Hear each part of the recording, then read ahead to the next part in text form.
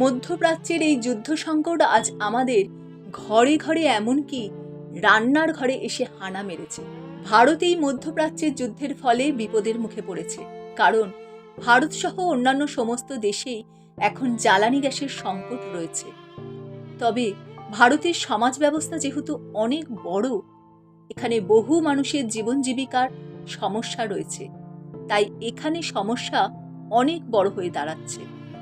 গ্যাসের দাম এক লাফে ৬০ টাকা পর্যন্ত বেড়ে গেছে।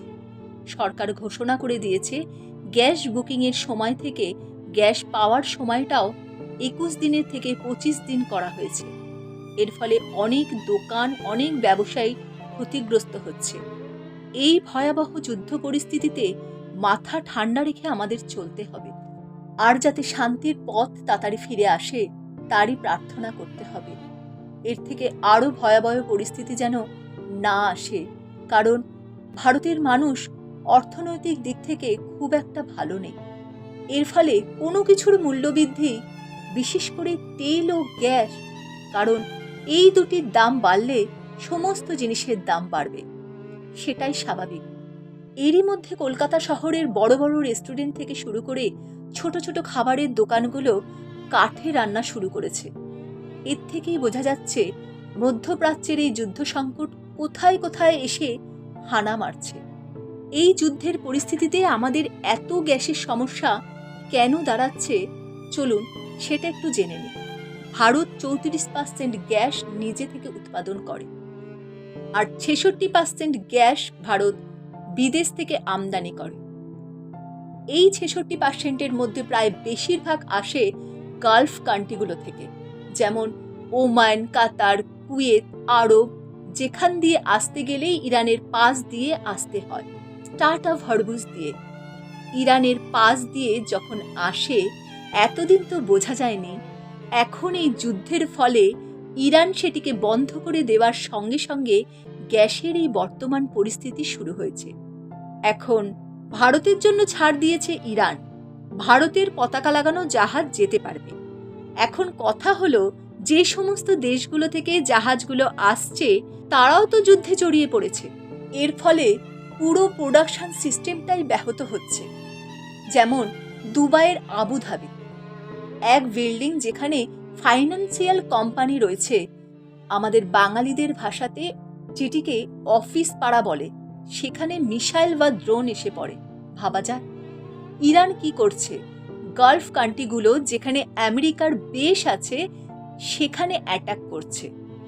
এর ফলে যুদ্ধটি এখন আর ইসরায়েল, আমেরিকা আর ইরানের মধ্যে নেই, যুদ্ধটি এখন বিভিন্ন দেশের মধ্যে ছড়িয়ে পড়েছে। আর এই যুদ্ধের ফলে কোনো দেশেই প্রোডাকশনও ঠিকমতো করতে পারছে না। এদিকে ইরানের স্টেটমেন্ট থেকে মনে হচ্ছে যুদ্ধ আরও বাড়বে, তারা থামবে না। যতই ভারতের পতাকা সহ জাহাজের ছাড় থাকলেও যেখানে এত মিসাইল চলছে সেখান থেকে জাহাজ নিয়ে আসাও তো বড় সমস্যা। ইতিমধ্যে একটি ঘটনা আমাদের চমকে দিয়েছে। খবরটা আসার পর থেকেই আমরা বুঝতে পারছি ভারতীয় সেনাবাহিনী এবং ভারতীয় নৌসেনাবাহিনীর গুরুত্ব ঠিক কতটা।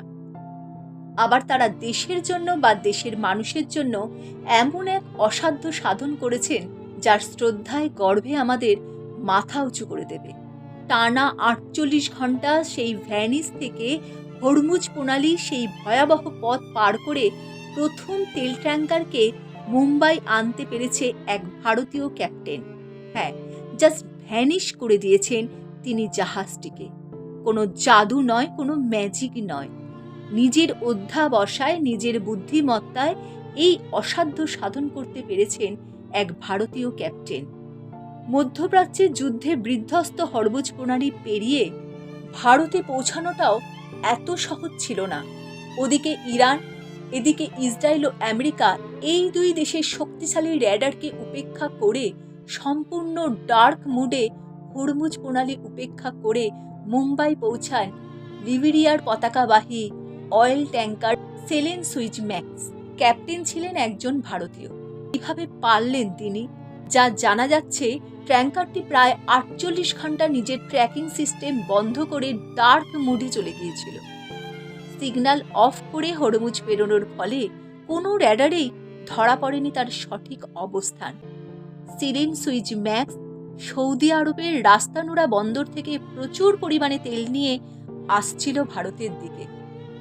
ট্যাঙ্কারটায় মোট 1,35,335 মেট্রিক টন অপরিশোধিত তেল রয়েছে। এটা আসার ফলে অনেকটাই রেহাই মিলবে আপাতত। সেই ভারতীয় ক্যাপ্টেনের প্রতি রইল গভীর শ্রদ্ধা। গভীর দেশপ্রেম ও ভালোবাসা না থাকলে জীবন হাতে নিয়ে এই অসাধ্য সাধন করা যায় না। ভারতের তেলবাহী জাহাজ ভারতের ক্ষেত্রে কোনো বিধিনিষেধ আরোপ করছে না ইরান।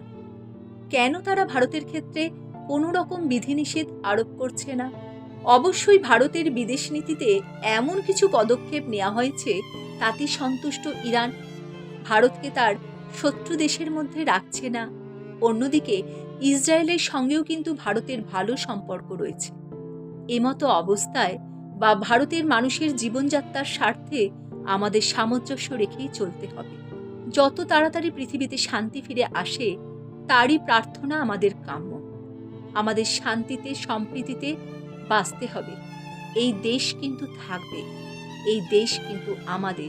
দেশটাকে বাঁচিয়ে রাখতে হবে আমাদের।